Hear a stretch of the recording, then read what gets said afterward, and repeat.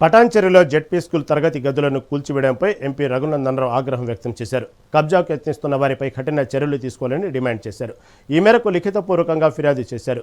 ఈ భూమి తమదేనని కొందరు వ్యక్తులు కోర్టులో కేసు వేశారు. న్యాయస్థానం సదరు పాఠశాల స్థలంపై వివాదం కోర్టు పరిధిలో ఉందని తెలిసింది. కానీ కొందరు వ్యక్తులు రాత్రికి రాత్రే జేసీబీలతో గోడలను ధ్వంసం చేశారు. కాంపౌండ్ వాళ్ళు ముట్టకుండా వచ్చి బిల్డింగ్ ఎట్లా ముడతాడు? లేచిలేవాడు గులగొట్టిండని కొందరు చెప్తున్నారు. ఒకవేళ లేచిలేవాడు గులగొట్టిండి అనుకో సార్, కాంపౌండ్ వాళ్ళు ముట్టాలో ముట్టద్దు, మార్కింగ్ చేయాలి కదా, SHO కానిస్టేబుల్ వరకు నోటీస్ ఇవ్వాలి కదా. సార్ మీ బిల్డింగ్ ఇందాక పోతుంది, ఏమైనా సామాన్ ఉంటే చదువుకున్నా నోటీస్. చాలా బాధతో ఇక్కడ దాకా వచ్చిన నేను. ఒక ఎంపీని మీరు పోలీస్ స్టేషన్కి వచ్చేదాకా మీరు సుమోటో కేసు చేయరు. పటాన్చెరులో IPC ఇట్లా నడుస్తుంది. అన్యాయం సార్, అంతే. యంగ్ ఆఫీసర్స్ బాగా చదువుకున్న వాళ్ళు మీరుండి కూడా ఇట్లా అన్యాయానికి ఒత్తాసు పలుకుతుంటే బాధ అనిపిస్తుంది. ఒకటినే కోపం రాదు, ఇది ఒకటినే వచ్చే కోపం కాదు సార్, ఇది కడుపులోంచి వచ్చే బాధ. ఇది ఎవడో దానాయాలు కాదు, అందుకు తెలిసిన వాళ్ళు కబ్జా చేస్తుంటే మీరు అంతా వాళ్ళకి సపోర్ట్ చేస్తుంటే అన్యాయం sir. I felt very bad. MP police స్టేషన్కి వచ్చి రాతపూర్వకంగా కంప్లైంట్ చేయాల్సిన పరిస్థితి తెచ్చింది.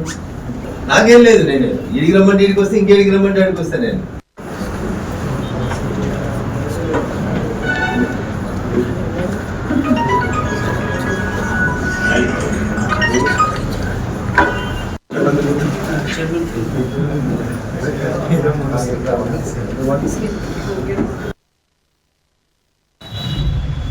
పటాన్చెరులో ఉన్నటువంటి జాతీయ రహదారి పక్కన ఆల్విన్ వాచ్ డివిజన్ సమీపంలో దేశానికి స్వతంత్రం వచ్చిన తొలినాళ్ళ నుంచి ఉన్నటువంటి ఒక జిల్లా పరిషత్ హై స్కూల్ని కొంతమంది రాత్రిపూట ఇల్లీగల్గా పబ్లిక్ ప్రాపర్టీని డ్యామేజ్ చేసి కోట్లాది రూపాయలు, వందల కోట్ల రూపాయలు విలువ చేసేటువంటి ప్రభుత్వ భూమిని కాజేసేందుకు ప్రయత్నం చేస్తే 100 కంప్లైంట్ వస్తే కేసు లేదు. కలెక్టర్ గారికి ఫోన్ చేస్తే విచారణ ఉండదు. జిల్లా పరిషత్ CEO గారు అసలు దాని కస్టోడియన్ ఎవరైతే ఉంటాడో ఆయన మాట్లాడాడు. కనీసం స్పాట్ మీకు రారు, విచారణ జరపరు. దీని వెనకాల ఉన్నటువంటి పెద్ద తలకాయలేంది? ఎవరు ఈ భూమిని కబ్జా కోసం మాట్లాడుకుంటున్నారు? దీని విషయం లోపల జరుగుతున్నటువంటి లోపాయికారి ఒప్పందాలేంది? చిన్న రోడ్ మీద ధర్నా చేసి బస్ అద్దం బలిగిపోతే ఎనీ పొలిటికల్ పార్టీకి సంబంధించినటువంటి కార్యకర్తలు బస్ అద్దం బలికొడితే PDPP యాక్ట్ అని పెడతారు. ప్రజా ఆస్తుల ధ్వంసం జరిగింది అని చెప్పి కేసులు పెట్టేటోళ్ళు పోలీసు వాళ్ళు. ఇవాళ 100 కోట్ల విలువ చేసేటువంటి సుమారు 4 ఎకరాల స్థలం, జిల్లా పరిషత్ హై స్కూల్ స్థలం, జిల్లా పరిషత్ CEO గారి కస్టడీలో ఉన్నటువంటి స్థలం కూలిపోయి 4 రోజులైతే తెలంగాణ పోలీస్ ఫ్రెండ్లీ పోలీస్ అని చెప్తారు. కనీసం ఇవాళ దాకా సుమోటో కింద కేసు కాలేదు. పోనీ పోలీసు వాళ్ళు పోలేదా? పోలీసు వాళ్ళు పోయినరు. పోలీసు వాళ్ళే JCBలు ఎలగొట్టిరు, పోలీసు వాళ్ళే ఇటాచీలు ఎలగొట్టిరు, పోలీసు వాళ్ళే దగ్గరుండి దొంగలకు సద్దులు కట్టేటువంటి కార్యక్రమం చేయడం అనేది బాధాకరం, దురదృష్టకరం. 4 ఎకరాలు 100 కోట్ల విలువ చేసేటువంటి జిల్లా పరిషత్ హై స్కూల్ పటాన్చెరుకు సంబంధించిన స్థలం విషయంలో నిన్న మొన్న 2 రోజులు జిల్లా కలెక్టర్ గారితో మాట్లాడితే ఇంకా నివేదికలు తెప్పించుకుంటున్నారట. ఊర్లో ఎవరన్నా ఒక లారీ మొరం, ఒక ట్రాక్టర్ మొరం తీసుకొని భరంతి నింపుకుంటాం, ఇందిరా మిల్లు కట్టుకుంటున్నాం అంటే లారీ సీజ్ అవుతుంది, JCB సీజ్ అవుతుంది, ట్రాక్టర్ సీజ్ అవుతుంది. కానీ 100 కోట్ల విలువ చేసే ప్రభుత్వ భూముల్ని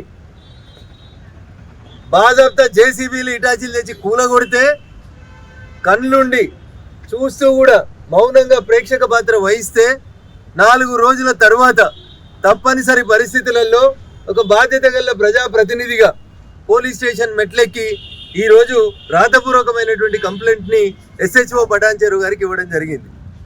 నాకు పూర్తి విశ్వాసం ఉంది తెలంగాణ పోలీస్ వ్యవస్థ మీద.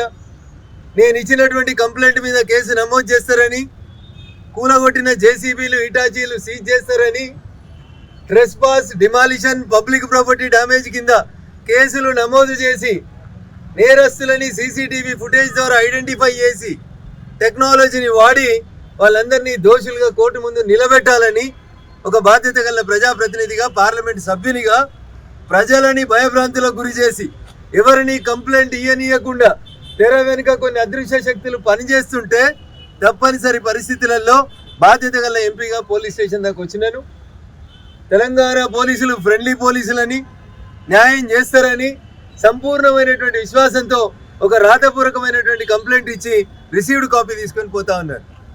వి విల్ వెయిట్. నిన్న ప్రెస్ మీట్లో చెప్పినాం, జిల్లా కలెక్టర్ గారు స్పందిస్తుందేమో, 24 గంటలలో దోషులని కేసు నమోదు చేపిస్తుందేమో అని చూసినాం. ఇండియన్ అడ్మినిస్ట్రేటివ్ సర్వీస్, రెవెన్యూ యంత్రాంగం అంతా వాళ్ళ కంట్రోల్ ఉంటుంది. ఆ భూమి ఎవరిదో ఇయ్యాల దాకా కలెక్టర్ గారికి ఇంకా నివేదిక పోతలేదు, పాపం కేసు నమోదు అయితలేదు. అందుకని చట్టం తెలిసిన వ్యక్తిగా సిఇఓ గారు కంప్లైంట్ ఇవ్వడానికి ముందుకు వస్తలేడని తెలిసి, వాళ్ళని కూడా ఎవరో అదృశ్య శక్తులు ఆపుతున్నారని తెలిసిన తర్వాత నేనే వచ్చి ఈరోజు కంప్లైంట్ ఇచ్చి రిసీవ్డ్ కాపీ తీసుకోవడం జరిగింది. వెయిట్ చేస్తాం, 24 గంటలు వెయిట్ చేస్తాం, 48 గంటలు వెయిట్ చేస్తాం. అయినా తెలంగాణ పోలీసులు, మా పటాన్చెరువు పోలీసులు కేసు నమోదు చేయకపోతే ఉన్నతాధికారులకు ఫిర్యాదు చేస్తాం, ప్రత్యక్ష కార్యాచరణ ఆందోళనకి బరాబరి దిగుతాం.